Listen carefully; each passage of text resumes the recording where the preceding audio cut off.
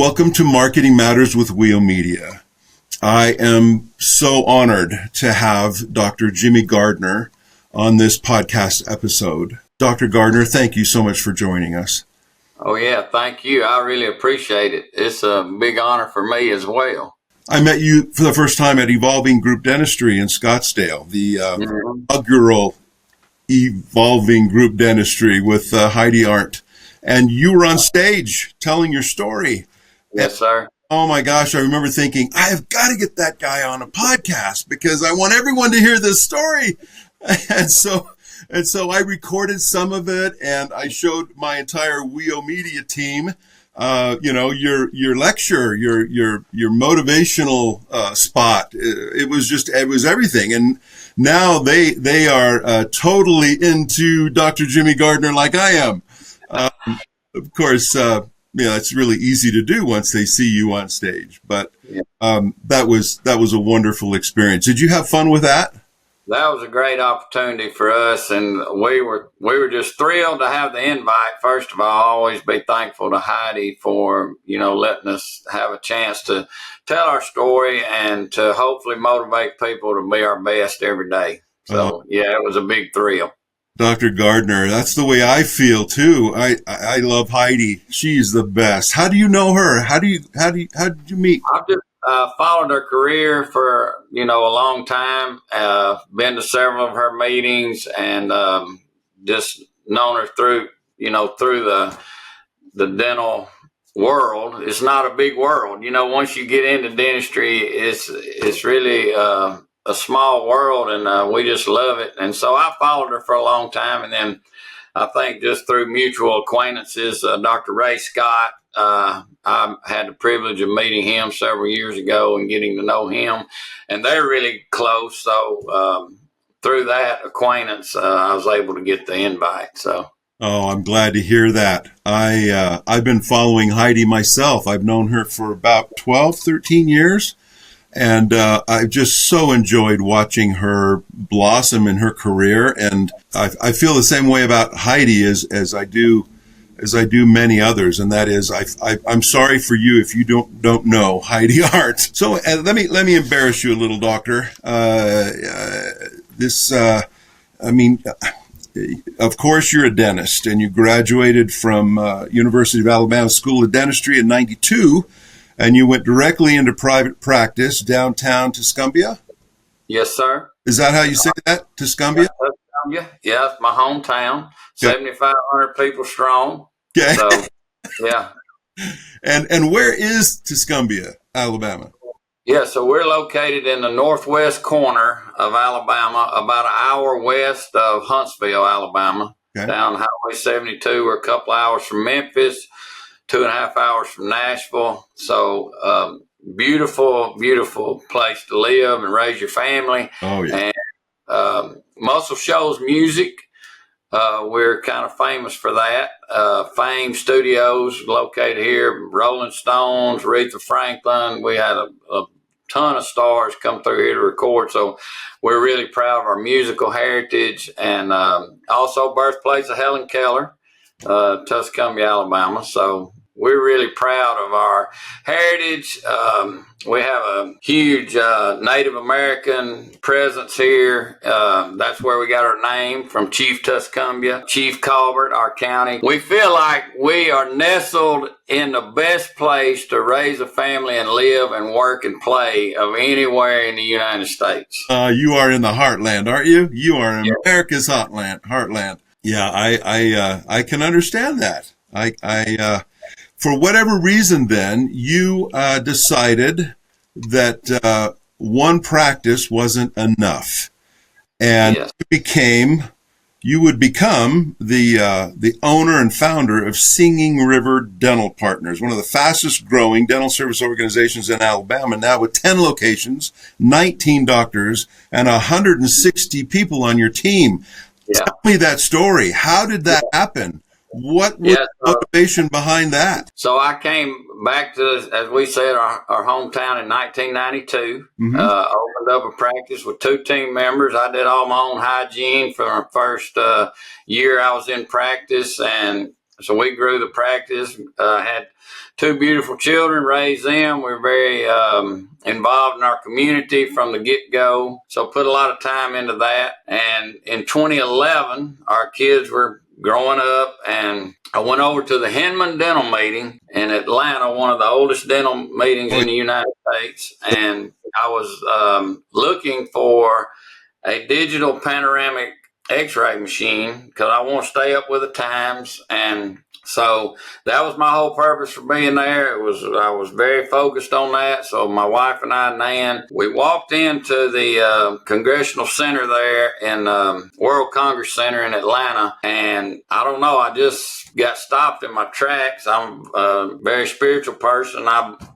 really believe it was a vision that I had that, and my wife actually said, "What's going on?" And I said, "Man, I don't know. I just think I had a vision." I looked up and I saw all these posters of these young dentist banners hanging down, and they were advertising, some bigger dental companies to come work for us. And I just had this vision to grow the dental practice and make a difference in the world.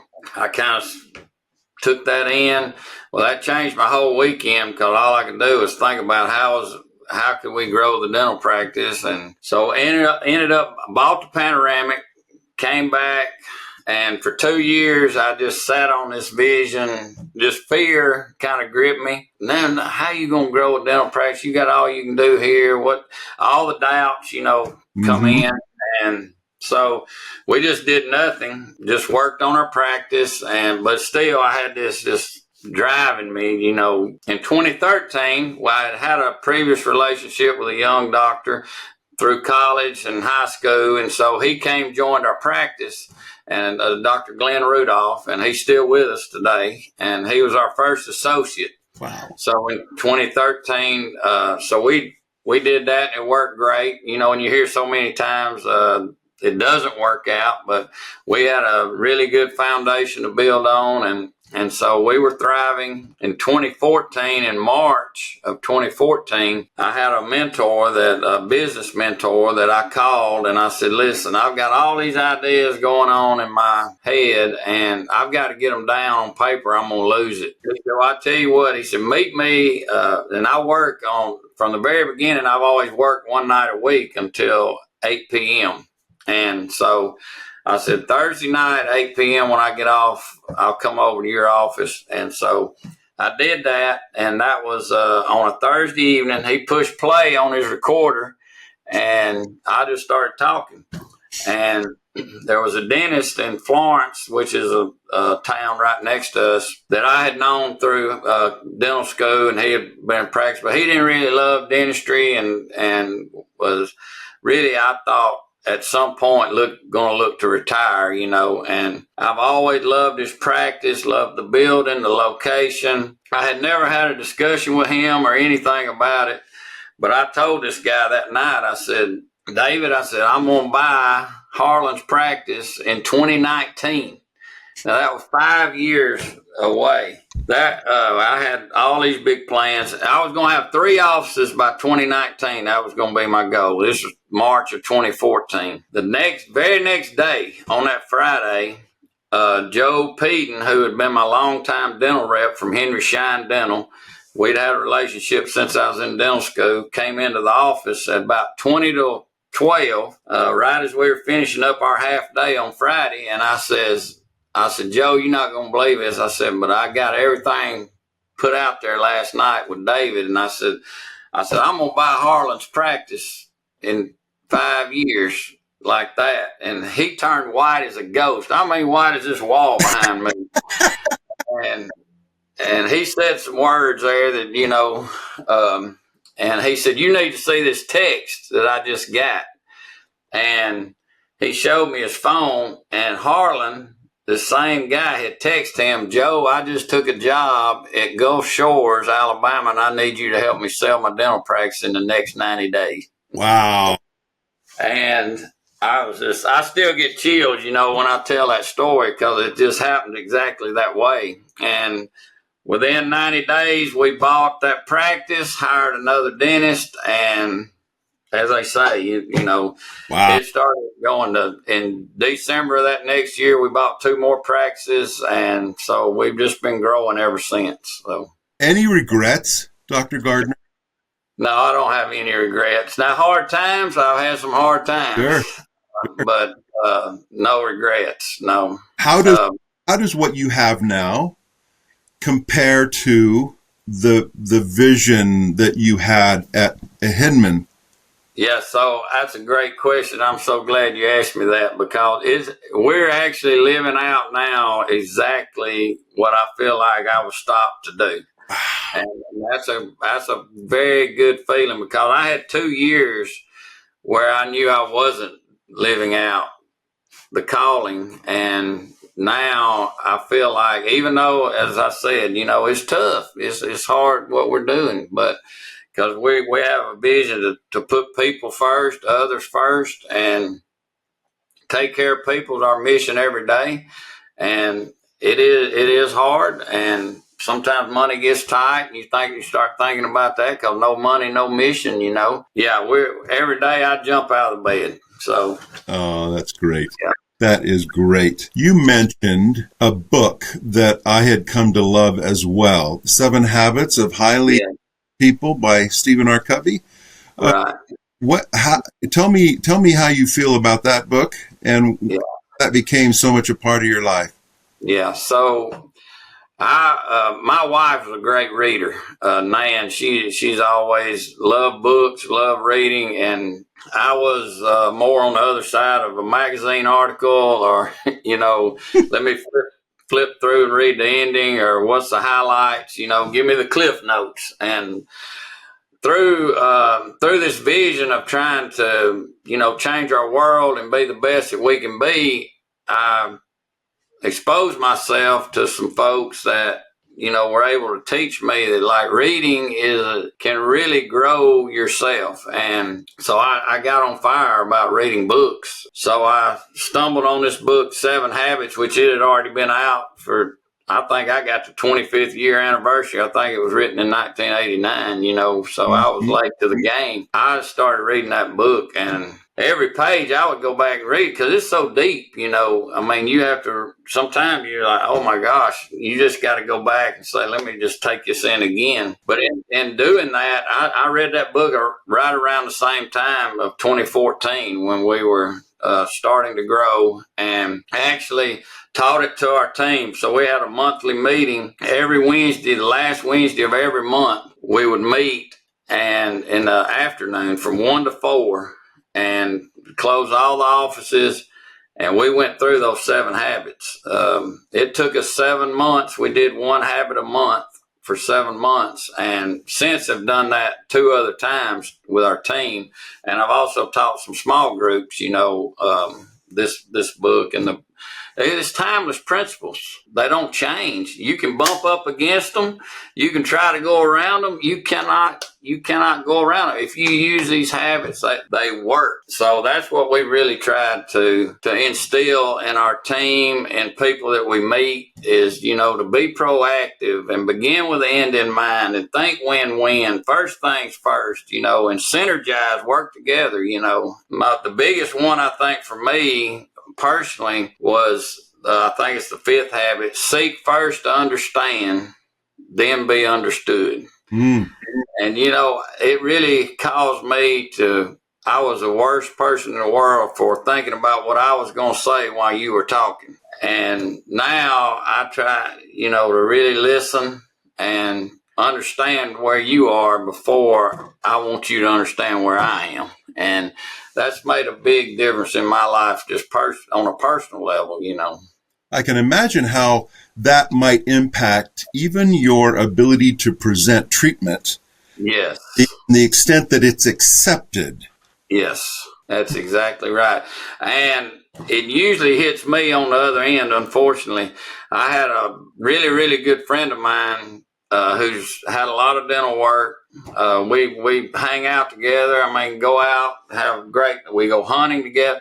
He came in this just happened the other day. And this is where this seek first understand will really help. He had a bad tooth, had already had a root canal, was going to have an extraction. And I sat down in the chair, and I'm not proud of this. I sat back and I said, well, it looks like you're going to get another implant, Johnny. And he said, man, I can't believe that. He said, what about a root canal? I said, no, it's already had a root canal.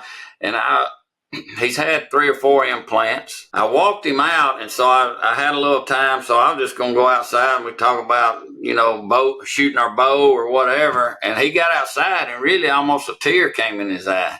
And he's like, man, another tooth. I got to lose another tooth. And man, it just hit me like a ton of bricks. There I was.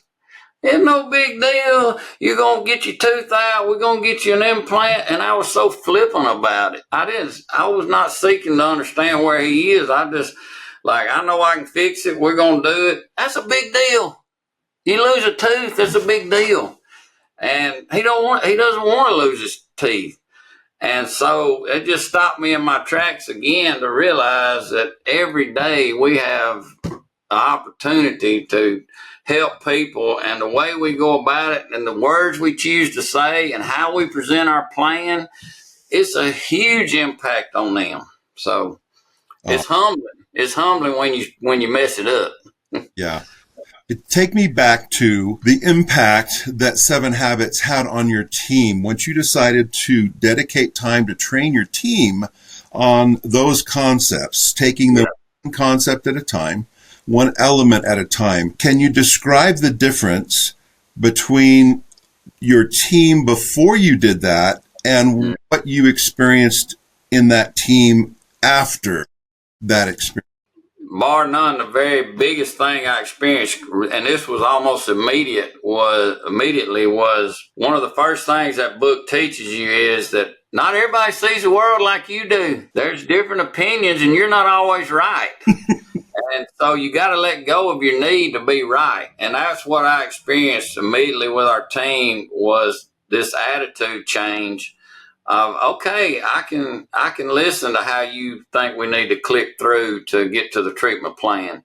I don't have to just say it's got to be my way. And this was an amazing difference that we experienced with people getting along, being able to work together, because they were seeing that not everybody see, one of the pictures in that book, you can either see a pretty young girl or an old lady. We did that example, and so we could see that people, I see, you see it different than me. And I think that was a big deal. The other one that I think was the very first one of the first ones that made a huge impact was resources and initiative. Using your resources and initiative to solve problems versus just saying, I got a problem and I need somebody else to solve it. So I saw these team members start taking ownership of and finding solutions to problems instead of just what I call hurling insults from a cheap seat. Hey, you're not doing this right. You're not doing that right. Fix this for me. Fix this for me. So they really started having an impact, and we were getting great solutions from our team because they were, and we call it using your R&I, and that's still very prevalent in our organization today. Well, have you used your R&I when somebody comes with a problem? Resources. You got to use your resource. Who can you call? What information can you get? And then initiative. You gotta get in there with it and work at it. So those are two of the biggest things that I think the book was able to impact our team. You're describing soft skills, right? Soft skills that you don't generally know how to train or give people. Yeah. But that makes all the difference in the world. When you're technically sound, everyone knows what to do technically, but it's those soft skills that really help you evolve and progress and accelerate your growth. Yeah, I agree. Wow, that's great. Thank you for explaining that. I knew there was more there, and I'm glad to know the backstory of that book. One of the things you mentioned at the conference is this passion you have around service. Mm-hmm. Help us understand where that's coming from and how you teamed up with St. Jude's. What's that all about?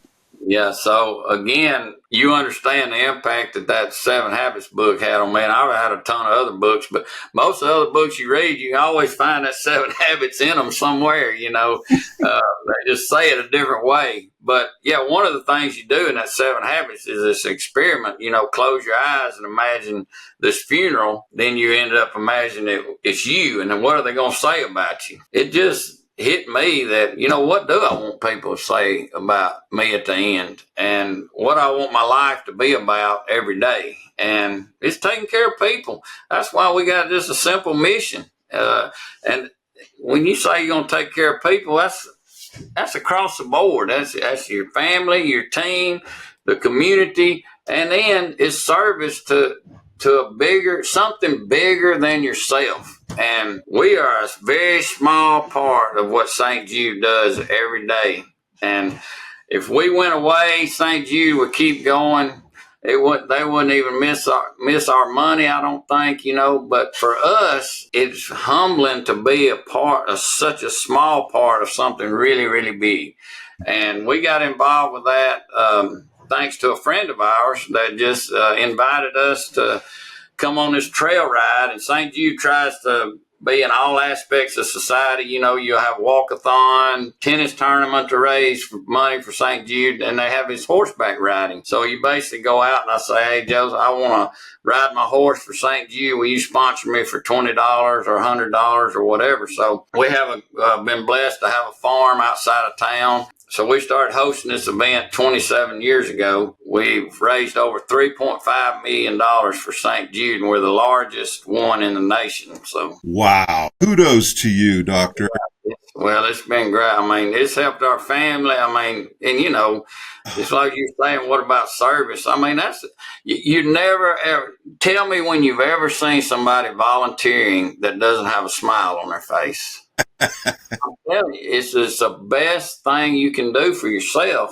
And sure, others get the blessing, but that's what everybody, and we're blessed to have people thank us for, hosting an event for the work we do. But I always think to myself when they're saying, man, this thing has done so much for me. I feel selfish for what I have gotten out of it. So it's just been a great blessing. Yeah. 27 years. Yeah, this will be our 28th annual. It's actually coming up in 4 weeks. So July the 18th through the 20th. Yeah. Wow. 18th through that's like a whole weekend then. Yeah, it's really expanded. So we started out with just on Saturday during the day. And then we added a Friday night. Now we're Thursday night through Sunday. So It's a big deal. So my goodness. What an amazing service effort. Yeah, it's good. We're trying to raise $400,000 this year. So that's your goal. Yeah, that's our goal. Yeah. We had 387 last year. So when I heard you on stage, I had the thought that if young dentists graduating from school, or even just a young dentist who's been practicing for several years and wants to make a change in his life or town and start over, if they knew you like the dentists that already work for you know you, and the team that you've assembled, they would not blink at the opportunity to come work for you. I wish they understood that better. I wish everyone understood what you have going on there. Yeah. Then maybe is that something you wish you had more of? Oh yeah, you mean dentists? We need dentists every day. So we're a growing organization, and recruiting is our number one thing and great people. So we really strive to get the very best dentists that we can. We think there's a ton of people out there that are not in it for the money. And it's so odd to me, or not, it's not odd to me, but it always turns out that the people that just show up and do the work that's in front of them to take care of the person the best they can, they always have the biggest paycheck. What would you want a young dentist or any dentist who is willing to just start over and relocate their life to this beautiful place you've described? What would you want to say to them? What would you what would you want them to know about what you've done, what you have, who you are? Yeah. So we got an awesome place to live, to work. We got rivers. We got a beautiful lakes. We got hiking. We got all the great food places and music. But more than that, we got the people that need great dentists, that want great dental work, that want to stay on the edge of technology and the forefront of the profession. And every day we leave work, we're tired because we work hard, but we have a fulfillment that you can't get from a paycheck or anything else. But our paychecks are good. Paychecks are always good. If you're looking for a place where camaraderie is, we got a doctor chat that anybody can post in every day. Can you do this root canal? What would you do on this treatment plan? We have a couple of doctor retreats every year where we get together and kind of say, all right, let's make sure we got our mission at the front. Here's what's out there in dentistry. So I just feel like, and a great team. We got support for you so that you can do the dental work, take care of people, and we worry about the rest. So I've so enjoyed this conversation, Dr. Gardner. Thank you. How could anyone not believe in you when they hear you explain where you've been and where you are and where you're going?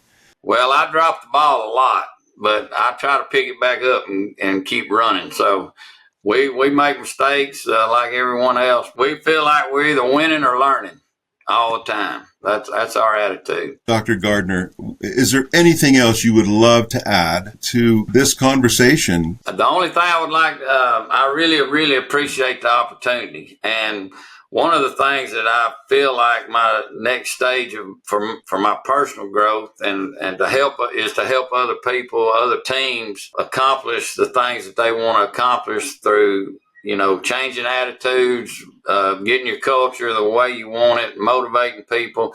So anybody wants me to speak, come and help their team, conferences or whatever, I would love to do it. I had a ball out in Scottsdale and got some really good feedback. So I know there's a need for our message in the world today. And so I just appreciate the platform to be able to get our name out there, that we are totally available to come and help any way we can. I understand, and I learned this late because of my role at WEO Media. I didn't even realize you were a client until after I'd committed to go to that event, and then here I sit next to you. What has your experience been with WEO Media? How long have you been? I think the world of WEO, and they really helped us, especially, we moved into a new area about 60 miles west of us near Huntsville, Madison area, and they have really helped us to move up the chart. When you Google Singing River Dentistry in the last couple of years since we've been with WEO, we're getting a ton more calls, and y'all have really helped us to get our name out there in a new community, and it's been an amazing partnership. So I'm very thankful. Yeah. Glad to hear that, Dr. Gardner. I'm glad to hear that. I too absolutely love WEO Media because they really do a great job. They don't talk the talk, they walk it. That's right. Yeah. They really do. Oh. Yeah, and give you great feedback. We've been able to, do some different things like, this is not working as well as we want it to. Let's tweak it. Mm-hmm. And they're right on top of it, every month to keep watching, and to make sure we keep fine tuning everything to be our best. So they stay on the ball and they keep revising, keep working with it. Yeah. What's your customer service been like? So that's another thing. I'm glad you asked me that because they're responsive. We don't have a problem with communication. So many times you come to the table and then you sign the contract and you don't see them again, or you can't get them on the phone. And that's not the case with WEO. It's been amazing because they're always, like, we had a mistake on our website that we found and they fixed it the same day. It's a pleasure working with you, and it's certainly been a pleasure having this conversation.